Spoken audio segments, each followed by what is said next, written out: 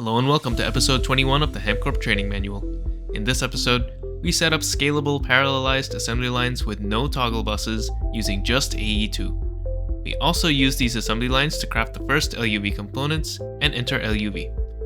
IV was a surprisingly short tier. Hello gamers, I have found something disturbing. Probabilities in these machines are not actually probabilities, it's a counter. For a 1 in 3 chance of something, it is guaranteed to appear on the third roll, and it is guaranteed to not appear on the first 2 rolls. That is not how probability works, but it is how it works in GTM, which is very weird, so it's basically not even probability. Anyway, this means some weird things, like I actually can pattern probabilistic outputs. For example, any of these recipes, like the fire charge into fire infused shards, I can actually pattern this. It's just 40 fire charges is guaranteed to give me 1 fire infused shard. I hate that, but it's how it works. It's not better or worse than actual probability, but I think writing it as percentage and calling it chance is just not correct. It should just say like 0.2 or something. I feel like that more clearly indicates that it's guaranteed to appear on the 5th trial. Anyway, just a minor nitpick. Now I know how this works, so I won't forget it. The reason I discovered this is I was reading about parallels and I read this sentence. As an example, if you have a 25% chance of getting 1 drop and 3x parallel, you will have a 75% chance of 1 drop, which is not how probability works. But it is consistent with how quote-unquote probability works in GTM, so I guess that's good that it's consistent. Anyway, I'm gonna make the assembly line now. I'm gonna make the 9-slot data access hatch. There's no reason to make the basic one, I think. 4 slots is not enough. 9 slots is honestly also not enough, but it's better. The higher tier data access hatches need assembly lines, so yeah. Oh, I have another minor nitpick actually. Normally when you click fill recipe here, it puts in all of these multi-block structure items into the pattern. But if you change the tier of the machine and then do it, it doesn't actually keep track of the new number of items. So I had to kind of manually favorite things and manually encode this pattern. It's not a big deal, I only had to do it once, so that's fine. But I'm gonna craft the assembly line. It is a lot cheaper than I was expecting. Needs a bunch of EV circuits, IV parts. Honestly, it's pretty chill. It's not that big of a deal. I'm gonna make a couple. I don't yet have an idea for how I want to parallelize this, but I guess we'll find out. The assembly line, I think, specifically needs ULV input buses, so I can't use stocking input buses and parallelize like that. I have to come up with something else. Not sure exactly what I'm gonna do. I also have to make a scanner and some data sticks, but yeah, that's not a big deal. Before I start the actual ASLine craft, though, I'm gonna make some 1K crafting co-processing units. This parallelizes item delivery into machines. Right now, I only have one kind of parallel of item delivery. So only one item can be pushed into any interface on any given tick or any given operation. I don't know how long the operation cycle is. I imagine it's a tick, but I don't know. So yeah, so I'm crafting 2 1K crafting co-processing units, and I've already upgraded all of these with some 256K crafting storages. So this has a lot of space now. And these 2 on the ends are gonna get the co-processors as well. I could actually break these down into 2 512 times co-processing units and put them on all 4. Or I can make 4 1Ks in total. I feel like 4 1Ks is a bit excessive right now. I don't need that yet, so I'll just break it down into 512s. And yes, I did complete all the quests along the way, and I can make the 1M mega storage components now, I'm pretty sure. It's a little pricey and, well, not really pricey in terms of material, but more so in terms of time, because this is a nested craft that goes all the way down to 1Ks. Instead of that, I'd rather just wait until LUV so I can do it in a single step. I think this is better. Well, that crafted really quickly, actually. Cool. As for where to put these, I don't know. So this is kind of going to be spammed. I don't know how many I actually need to spam, but I think I'm gonna make like a separate wing over here that's specifically for assembly lines.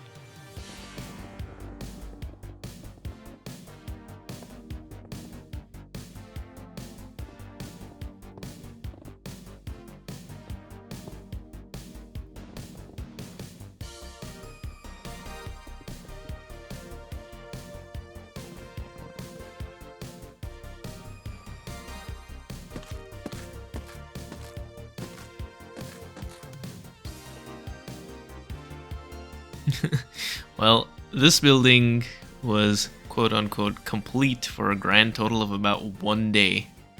Less, even. Oh well. Here's an interesting design I decided to use. I don't know how I feel about it. It's kind of cool, actually. Time to build some assembly lines. I am, of course, going to be building them sideways, on their side, so I can easily access the hatches, which means this is the objectively correct way to make them, am I right? But actually, I'm gonna make them on their side and, like, standing up, so looking downward this way is me looking, like, this way down the assembly line. Because that'll make it a little easier for me to scale my parallelization if I can come up with something that works. But yeah, I'm gonna be placing them a little bit weirdly.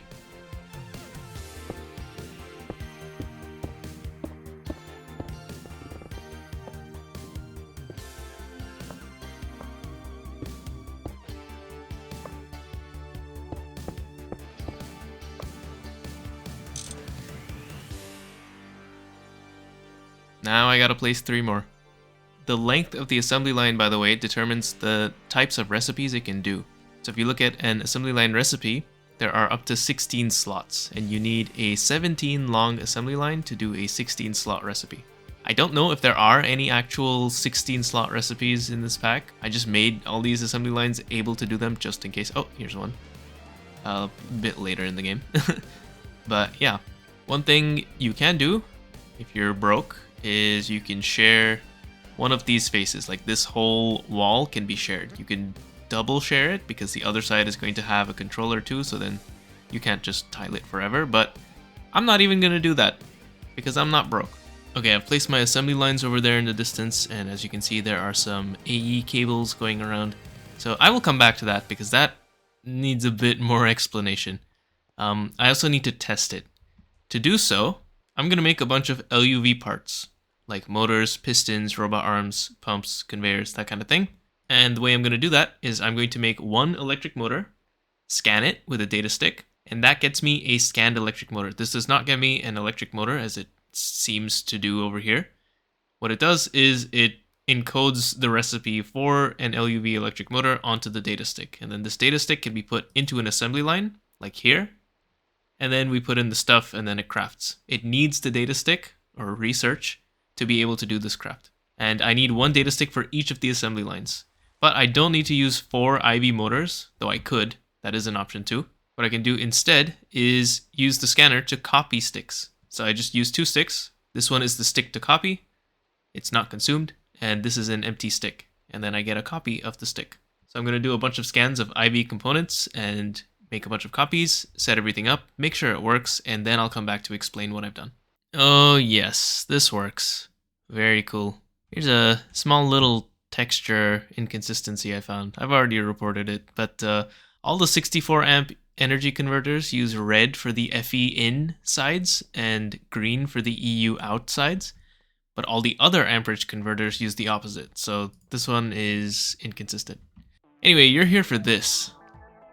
It's pretty clean, if I do say so myself. I'm trying to think of how to explain what I've done here. So, the Fluix colored net is my main net. This receives the outputs from all of the assembly lines, and it sends the pattern into this white routing subnet. This is what the pattern is. This method is only going to work if the pattern size is equal to or larger than the number of parallelized assembly lines. So in my case, I have 4. So all my patterns must be at least 4 in size, or else things are going to break. Either break or not be parallelized. The white subnet receives inputs from this interface. Before I move on, actually, this pattern provider is also set to blocking mode full and blocking mode do not push crafting ingredients if inventory contains a pattern input. Anyway, right, now the white network is a router. What it does is it takes in the inputs from the pattern provider and routes things around to the appropriate slice of the assembly line. Because the way the assembly line works is all of these inputs need to go in specific spots. The first item needs to go in the first spot, the second item needs to go in the second spot, and so on, going from top to bottom. So the first item in a recipe must go in here, the second must go in here, the third must go in here, and so on.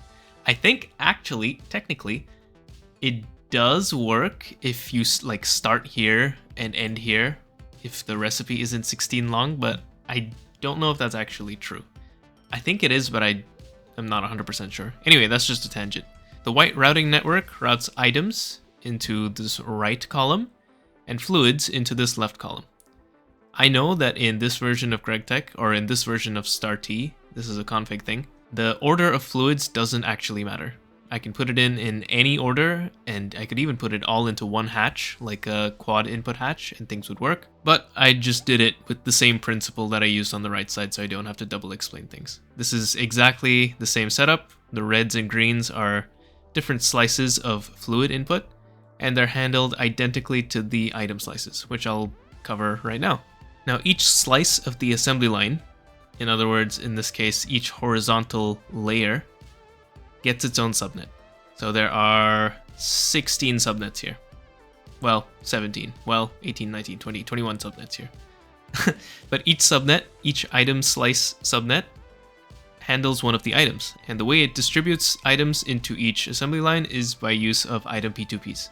And item P2Ps round robin items as long as there are as many destinations as there are items being pushed in a batch. So I have to push in at least 4 items into this input P2P to equally distribute the items among 4 assembly lines. 4 or more inputs would work. And that's exactly what's done here. For each slice, the items go in and they end up in the input buses. One thing to note is that to ensure that the items from the pattern go into the correct slots, you do need to set the priorities on these storage buses. You can do this with a priority card. If you right click, you can change it from increase mode to decrease mode or back. Shift right click to reset, and then basically what you do is you go through each of these storage buses and right click them one at a time. I'm not going to do it because I don't want to mess this up. But every time you assign a priority to one of these storage buses by right clicking, it increments the counter here by 1. So you click this, then this, then this, then this, then this, and then the priorities will be 0, 1, 2, 3, 4, and so on.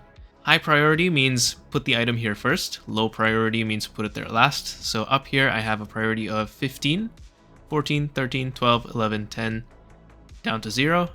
And the fluids, it doesn't matter as long as they're also in descending order from top to bottom. I think I have it at like 19, 18, 17, 16. It doesn't matter. It could have been 4, 3, 2, 1. That would also work because it's fluids only and these are items only, so there's no conflict going on. And finally, the thing that makes all of this conflict proof is these storage buses on the front.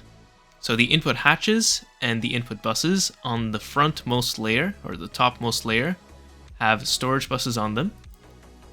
As part of the routing subnet, set to extract only and to report inaccessible items. All of them. What that means is if there is anything in the front hatch or the front bus, do not allow more patterns to be pushed into the white subnet. Remember, we set blocking mode here, right? The logic being every single assembly line recipe must have at least one item or fluid input, and that must go in the front. So I only need to check the front. If there's something in the front, then the entire assembly line is blocked. It's being used for something, and no more items should be pushed into it. And yeah, this works. No toggle buses, no modular routers, no jank. Well, arguably P2Ps are jank, but they work. So cool. This means I'm basically an LUV. In fact, to confirm this, I'm going to make the LUV machine hull, which needs rhodium-plated palladium, which I have crafted already in my infinite wisdom. And LUV machine hulls. Officially LUV. Quite a few things have unlocked. I can now make the ZPM circuits, that's a big one. I need to scan an LUV circuit in an IV scanner, and I can craft it in an assembly line with basically nothing new. Actually, genuinely nothing new. This is all stuff I've seen before. Speaking of new in this tier, we should take a look at all of the different LUV components and see if they need things that I don't have. So the motors, obviously I've made some, so I have everything, but it's palladium, samarium, and HSSS, and some niobium titanium, which is trivial. So it's just platline stuff and samarium. Pumps are kind of the same thing. Also need some ruridit. Conveyors are more of the same. Pistons are more of the same. Robot arms are more of the same, but they use a bunch of circuits too. Field generators are almost the same. They do need indium tin, barium, titanium cuprate wire, which is a superconductor. For what tier though? I don't remember. The name obviously tells you what's in it. It needs an LUV mixer, so I either have to tier skip or I have to make the LUV energy hatch first. And yeah, it is an LUV superconductor. And finally, emitters and sensors. Actually, nothing new. Some rhodium, but that's also more platline. So yeah, nothing new. Pretty chill, surprisingly. As for the things to do that have unlocked, I think there's quite a lot. So obviously there's the energy hatch. This is made in an assembly line with ludicrous voltage coils, osmiridium and samarium in an LUV assembler. So I do have to tier skip for this somehow. Do I? Wait, how do I do this? There is no tier skipping assembler. So, do I really have to make a single block assembler? Yuck. I think I do though. Okay, fine. I just have to do it once. I'll survive. I also have access to more stuff like the void excavator, rock sifter, Arctic chilling unit, a data bank for bulk data stick storage using optical cables. This is really nice. Instead of just 9 recipes per assembly line, I can do a lot more. That'll in turn unlock the research station, which is an advanced form scanner, and the high performance computation array, which if you play GTNH, we call this a quantum computer. This generates computation, which is what supplies the research station with progress, basically. So that's everything over here on the left. There's also the master parallel control hatch once I make the mainframes. There's the redstone variadic interface, which I don't need yet, but it's for automation challenges, I think. I also have access to the full crystal processor line once I make a LUV energy hatch and I put it on my circuit assembler. This does need raw crystal chips, which come from raw crystal chip parts, which come from raw crystal chips. So there's a loop here. Also needs europium, so it's not quite there yet. I need fusion first, but it is something that will be available this tier. Ooh, fusion. Fusion is right here. That's kind of the big goal of LUV. So that's like probably the last thing we're going to do. There's also the dimensional destabilizer. It's missing something. The quest is locked, and I think it's probably a processing line. And that is probably where I'm going to start next time. But for right this moment, I'm going to make these quantum processor mainframes. Quickly and easily done. Ooh, I've just discovered a problem. I don't have nitrobenzene. I'm out. Or I'm running out. Something is being bottlenecked, or I'm just burning it too fast. That's also possible. So I think I need to pivot really quick and solve this. It looks like distilled water, of all things, is the bottleneck. So yeah, it totally is. This is just empty. It's kind of silly. Okay, I am going to blitz this thing with some power. Oh, it's only running at IV. Alright, I'm gonna go get a quick little 16 amp IV energy hatch. That should solve this. Yeah, okay, we chillin'. Now, I want to close out today by making the LUV energy hatches all the way up to 16 amp. And I would also like to make some master parallel control hatches. These have 16 parallels, up from 4 from the previous tier. I didn't even make the previous tier because 4 is not a lot. But 16, that's kind of sizable. So I might start putting parallel hatches on a lot of these. And things should become a lot more energy efficient. Though I will say they are kind of pricey. 4 ZPM circuits each, and an emitter and a sensor. That's a lot. It's gonna be worth it though. Wow, just in time. I am out of data access hatch space. Well, that's something I need to deal with as well. Manually rotating these patterns in and out is going to be very annoying. Very, very annoying. Maybe, honestly, maybe I make some more assembly lines, just another batch of 4, and basically copy this exact setup as a second set. And then later on, once I have more data hatch space or I have the data bank, I can connect it all up so that it's one big array of assembly lines. That's a solution. Maybe I'll do that. I don't know. We'll see. Ooh, yeah. Looks like I do need to tier skip on a mixer to make the energy hatch. So, quick little building montage to close out the episode.